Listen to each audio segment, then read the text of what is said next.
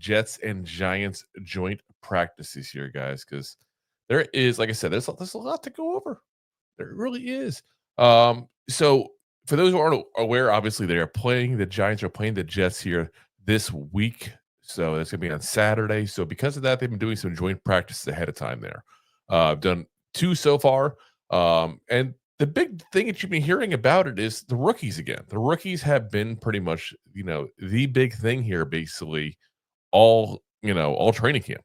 So the defensive line also, again, another big story here this offseason has been looking really great. They've been holding up great against the Jets. Now, Brian Burns specifically is getting a lot of kudos from all the beat writers out there as like really being a guy who's kind of turning a corner of becoming that elite pass rusher that people have been saying for years he can be. So that's been a great thing to hear. There's been a lot of reports about him working specifically with Dexter Lawrence. Now, obviously, Dexter Lawrence has taken a big jump up the last couple of years there, and now has become the best tackle in all of football there. And that's been something that Brian Burns has talked about, wanting to kind of reach that full potential. He's well aware that he's never been that, 12, 13, 14 sack kind of guy. And he's been a guy that's been that 8 to 10 sack kind of range there. And he knows that that's something, now that he's getting paid this $30 million, that's something he really, really wants to, go ahead and become now. So it's nice to see him and Dexter Lawrence getting together a lot and working together. Marcus Baugh also been getting a lot of kudos here from the beat writers for this. So Jermaine Eluemunor has actually been out because his wife gave birth to their latest child there. So Marcus Baugh has actually been stepping in as the starting right tackle at practice there. So he's been getting a lot of love there for his work there, which is good to see. Again, he's having a great camp. Looked, much better than people expected. Also, obviously that first preseason game there as well. So good to hear continued good news on him. On the health front, Nabors, Hyatt, and Phillips all have been back to some kind of capacity. So obviously they've been kept out of the live drills at that point. There's been more of the walkthroughs and things like that. You're seeing them at there, but it's all steps back to getting onto the field there at that point. Now Nabors, honestly, I don't anticipate seeing much of him on anything that could potentially get him hurt up until the regular season starting. I think they're going to kind of bubble wrap him basically until they don't need to anymore, basically. Again, we all know how important Nabors is to this team. Without Malik Nabors, this offense, guys, is a completely different offense. Completely different. He is legitimately that important to this team right now. So, they're not going to go ahead and risk him re-aggravating that toe injury that he's been really facing now for this is, going into his third year, he's dealing with it now because he was dealing with it again back in his last year in LSU and his rookie year with the Giants as well. So I know a lot of people have been saying, is that somebody should be concerned about? I wouldn't be too concerned about the injury with Nabors. Again, he's been dealing with it 2 years. And he was so good at LSU, the Giants picked him very, very high. And it was, most electrifying receiver basically in college football that year. And then now, obviously, his rookie year, we've gone ahead and seen him be an amazing receiver with the likes of Daniel Jones and Drew Lock and Tommy DeVito. So, yeah, I have no doubt he's going to do great things this year, even with the injury he's battling. But I don't want to see him out there. And I'm hoping that's what the Giants' plans is. And it looks like, by all accounts, that's the plan. Go ahead and just let him rest up, let him heal up, and then use him when you need him in the regular season. And it's not uncommon with guys that have long nagging injuries to see this kind of thing. I wouldn't even be shocked if during the season you see him practicing less, and resting up and not risking that injury and letting it heal in between games. Because when you have a long-standing nagging injury, guys, that's what happens.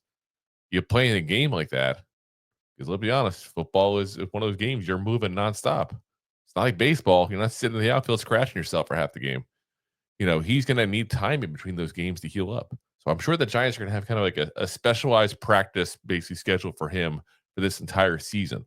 And again, if you haven't heard of the rumors, which he has started himself as a possibility, surgery may be on the table this offseason. So, it's been fighting him for a while now. So he's recognized that he's moving on towards trying to fix it. But in the meantime, he knows he's needed this season. He wants to play this season. So,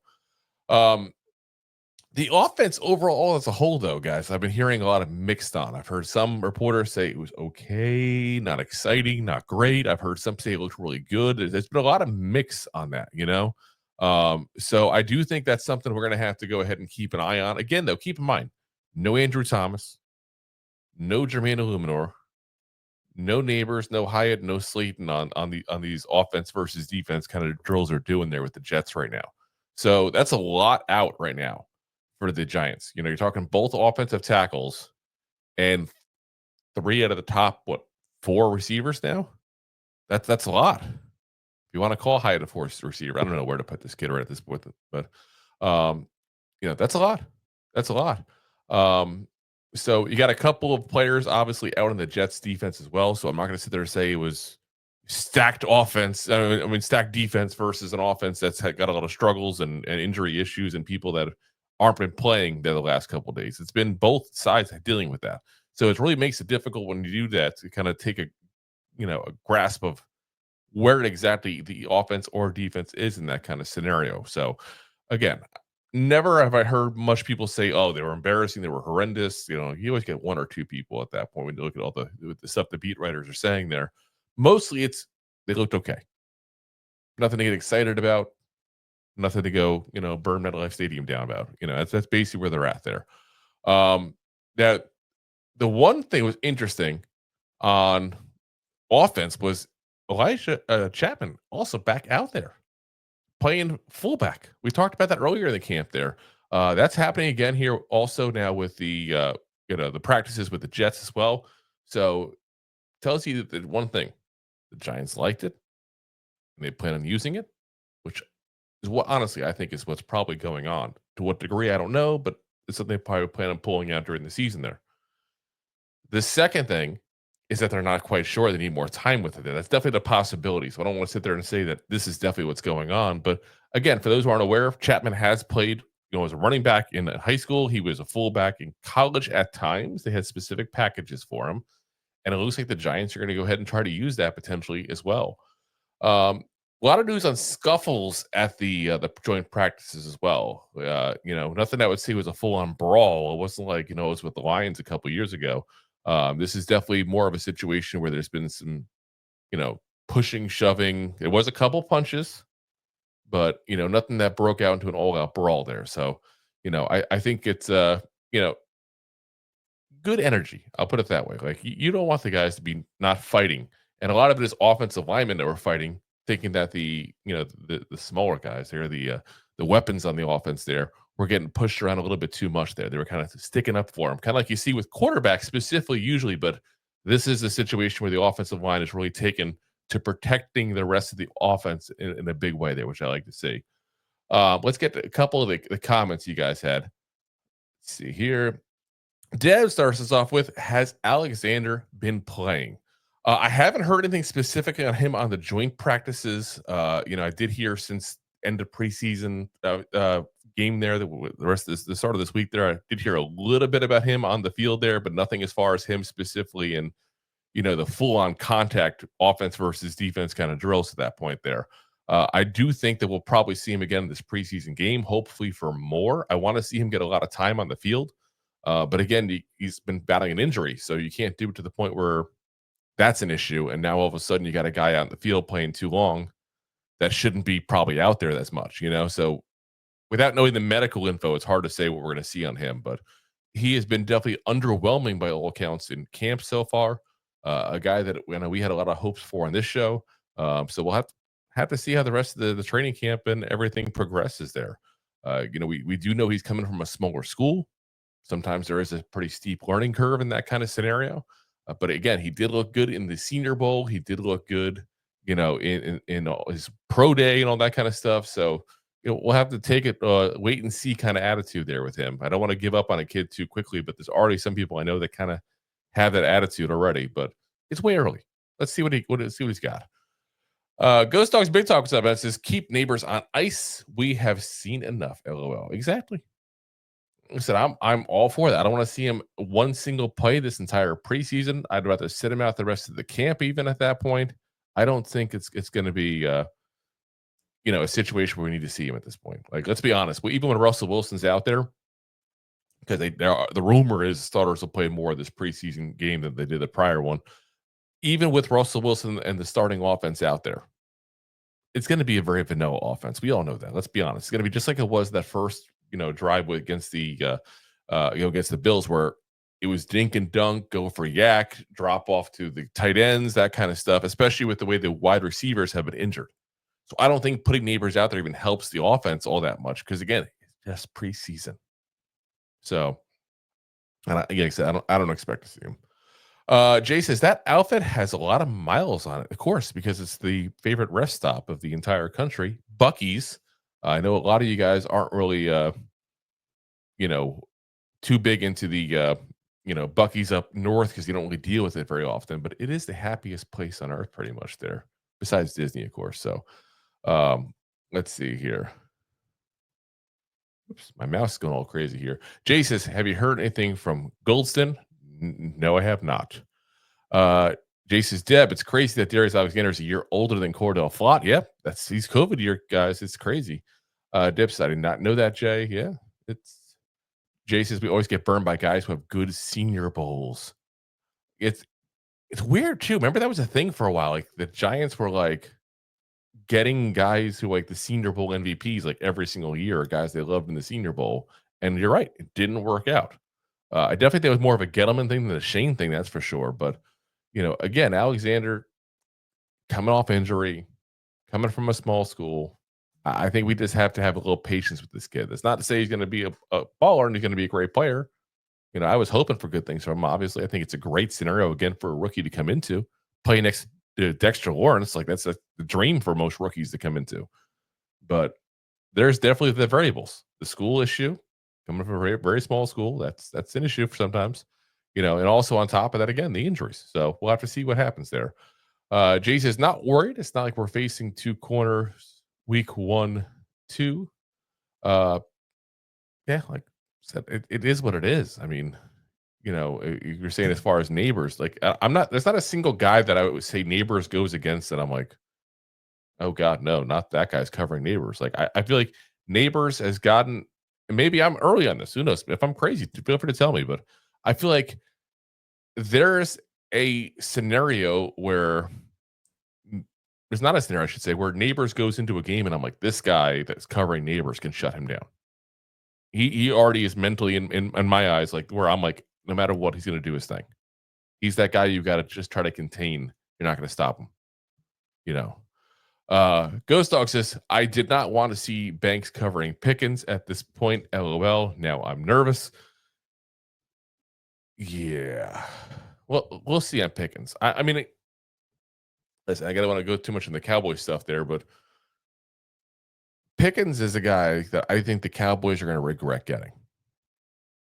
Because I'm assuming that's what we're talking about is week 2 with George Pickens there, with having Banks having to cover him as a CB2. I'm not worried about that at all. I'm really not. Maybe I'm crazy for it. But again, look at the history of the Steelers and look at the guys they've gotten rid of at the wide receiver.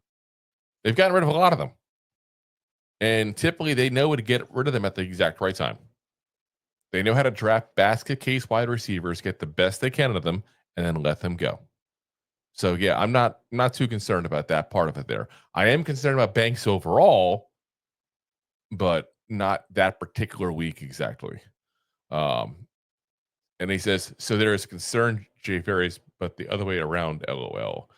And he says, I'm hoping, Drew. Exactly. Like I said, it's all we can do because no one knows. That's the beauty of the NFL. That's one thing I love about football more than anything else.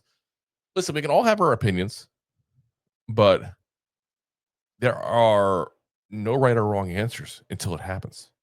That's the beauty of football. We can argue all day long, but until it happens, we don't know what's going to happen. And even what should happen doesn't always happen. So it's craziness there. Jason, someone with Pickens has to get through to him. Good behavior and a good season is worth $30 million. He would be dumb to go knucklehead contract year. That's the thing. He is dumb and a knucklehead. Let's be very frank about that. Like he's at a scenario already where he was given top flight receiver kind of responsibilities and he just cannot get his stuff together. Again, that's what it is. It's what it's always been. So, if you look at it at his stats there, even at that point, you can see a clear difference between when he played and didn't play last year, first off, on the offense. So I'm not taking away the talent part of it there. But he's been 3 years in the league now. He's only had one season over 1,100 yards. The rest were an 800 yard and 900 yard. He's averaging less than 1,000 yards a season, guys. And you have the personality part to think about there. Regardless of what happens this year with him imploding or exploding or whatever you want to call it there, he's got that attitude issue and he's got that reputation. That's going to hurt him.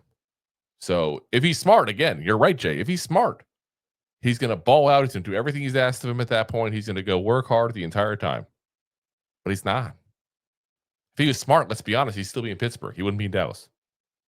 They literally got rid of him and got DK Metcalf to avoid having to get him and go ahead and give him a big contract. They literally got rid of him. They decided to walk away and go for DK Metcalf. Well, he himself got, let go by his own team at that point. So, yeah, like I said, I'm not expecting big things out of him whatsoever there. Thanks for watching. Like the show? Of course you do, or you would have turned it off by now and not be hearing me. There are plenty of ways to support the show. YouTube is the best place to join us, and we offer memberships there with fun benefits like custom emojis and early access to video clips. Of course, there you can also send super chats and stickers to send one-time support payments. The best way to support the show is to buy these drunk idiots beers at buymeacoffee.com/2giantgoofballs. Along with one-time support payments, there are also monthly plans, so you can continue to help kill their livers each month. You can also show people that you are a goofball by visiting our store at 2giantgoofballs-shop.fourthwall.com. We got everything from shirts, hats, phone cases, funny candles, buttons, stickers, and even a 2 Giant Goofballs towel to dry off your goofballs. Of course, you can always support the show for free by simply hitting the like, subscribe, and share button wherever you are watching or listening to this. Hit the thumbs up on YouTube. Leave a 5-star review on Apple Podcasts. It helps the show tremendously, and quite frankly, the goofballs suck at marketing and need your help to get the word out. Thank you for being part of the Goofball Army and for taking the time out to support the show. If you like that clip, then you will love the full episodes too. Find us on your favorite podcast app and look for us on all your favorite social media platforms. Thanks so much. Please, I'm begging you. Please subscribe.